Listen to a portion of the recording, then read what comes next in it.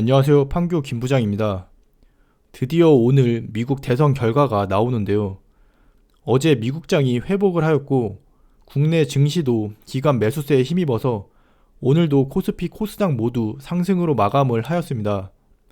오늘은 어제와 달리 전반적으로 오르는 종목들만 상승을 했는데요.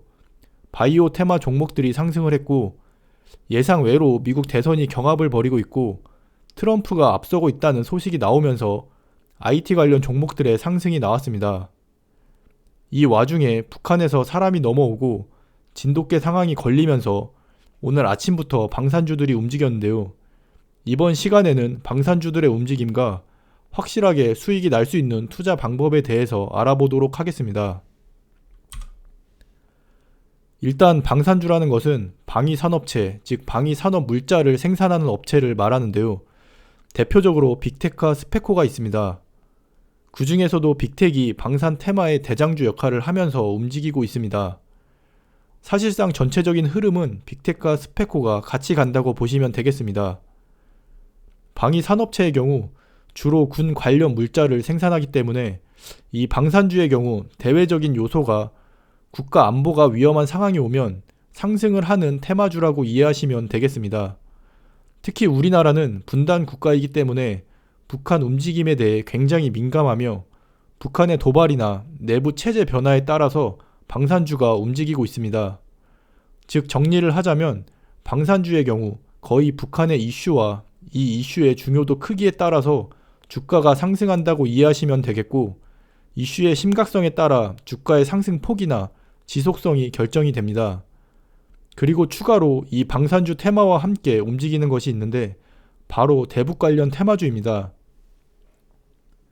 이 대북주의 경우 방산주와는 반대로 북한과의 좋은 흐름이 있을 때 상승을 하고 북한의 도발이 있을 경우 하락이 나오고 있습니다.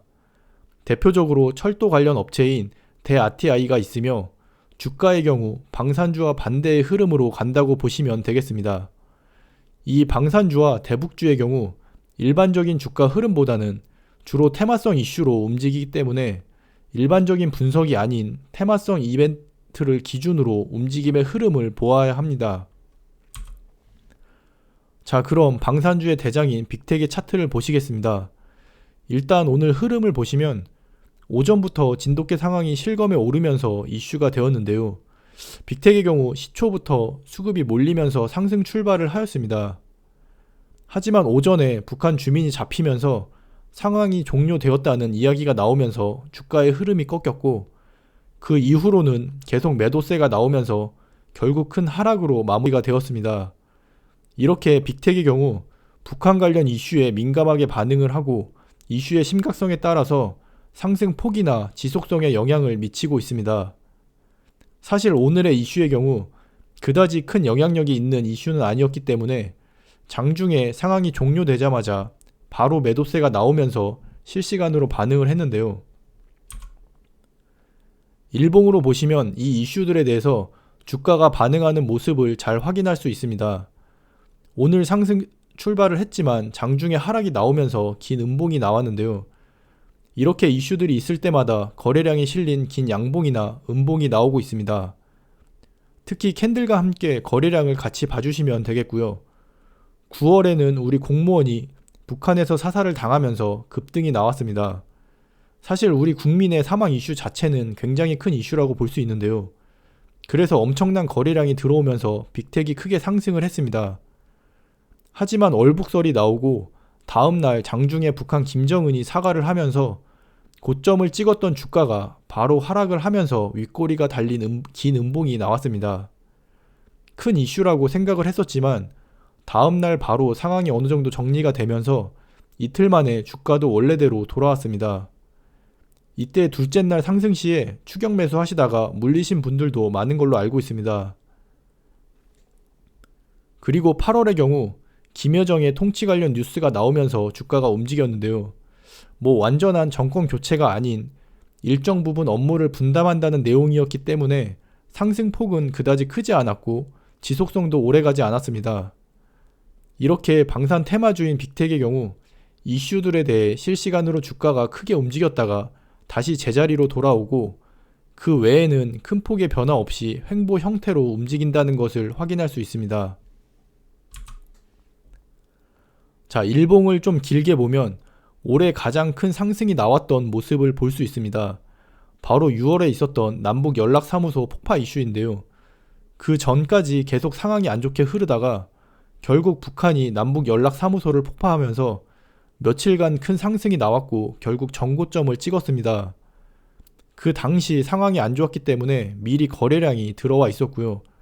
결국 북한이 실제 행동으로 나서면서 주가의 상승 폭이나 지속성이 굉장히 컸던 이슈였습니다.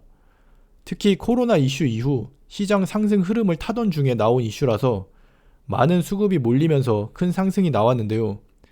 이렇게 차트의 캔들이나 이동 평균선을 확인해 보면 이슈에 따른 상승 폭이나 지속성이 다르다는 것을 확인할 수 있습니다.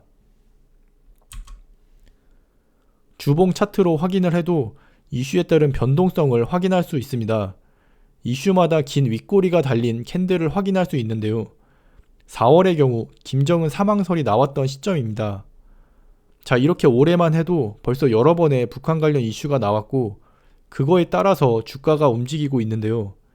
빅텍의 경우 방산 테마주이기 때문에 정말 실시간으로 주가 변동성이 크게 나타나고 있습니다. 사실 이 테마주에서 생각보다 간단하게 수익을 얻을 수 있는 방법이 있는데요. 바로 이슈와 이슈 사이, 즉 횡보 구간에서 매수를 하고 이슈가 나올 때 수익을 보고 빠져나오는 것입니다. 이슈에 따른 급등이 나오면 반드시 그 폭을 메우기 때문에 이슈가 정리된 후에 횡보 구간에서 매집을 하고 기다리시면 됩니다.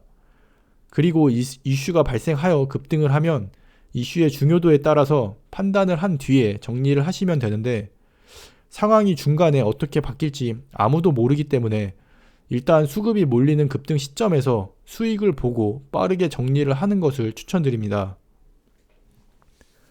횡보 구간에서 매집 시에 언제 이슈가 나올지 알고 미리 매집을 하냐고 하실 텐데 반대로 언제 이슈가 나올지 모르기 때문에 미리 매수를 하라고 이야기를 하는 겁니다. 차트를 보시면 아시겠지만 벌써 올해만 해도 여러 번의 이슈가 발생을 했습니다. 최소한 1년에 몇 번씩 북한 관련 이슈가 발생하기 때문에 통일이 되지 않는 이상 북한 관련 이슈는 계속 발생을 하고 그에 따라 방산주의 주가가 상승을 하게 됩니다. 사실상 욕심을 부리지 않는다면 1년에 몇 번씩 확실한 수익을 얻을 수 있다는 이야기입니다. 반대로 절대 이슈 발생 이후에 급등 시에 추격 매수해서 물리지 않도록 조심하시기 바랍니다. 자, 빅텍의 월봉을 보시면 연락사무소 폭파 시점에서 정고점을 뚫고 큰 상승이 나왔는데 긴 윗꼬리가 나오면서 이후 흐름은 많이 꺾인 모습입니다. 하지만 주가가 전체적으로 한 단계 상승 후에 유지가 되고 있다는 점이 아직은 괜찮다고 볼 수 있고요. 앞으로도 북한 관련 이슈들이 많이 나올 예정이기 때문에 이슈 전에 미리 준비를 하시면 되겠습니다. 당장 미국 대선도 그렇고 앞으로 김여정의 역할도 그렇고 특히 국내 선거 전후로 반응을 잘 보이기 때문에 통일이 되지 않는 이상은 계속 이슈가 발생할 예정입니다. 자, 앞서 이야기했던 또 다른 방산주인 스페코를 보시면 전체적으로 빅텍과 같은 흐름으로 움직인다는 것을 알 수 있습니다. 그리고 대북주의 경우 오늘 상승이 나오면서 이슈에 대해 방산주와 반대의 움직임을 보인다는 것을 확인할 수 있습니다. 자, 이렇게 방산주에 대해서 알아봤는데요. 오늘 이슈의 경우 단발성으로 짧게 상황이 종료가 되었지만 미국 대선에 따른 영향과 앞으로 북한의 반응에 따라서 얼마든지 주가가 움직일 수 있으니 일단 신규로 들어가시려는 분들은 조금 상황을 지켜보면서 안정적인 횡보 흐름이 됐을 때 그때 매수를 하시는 것을 추천드리겠습니다. 그럼 오늘 하루도 수고하셨고요. 모두 대박 나시고 부자 되시기를 바라겠습니다. 감사합니다.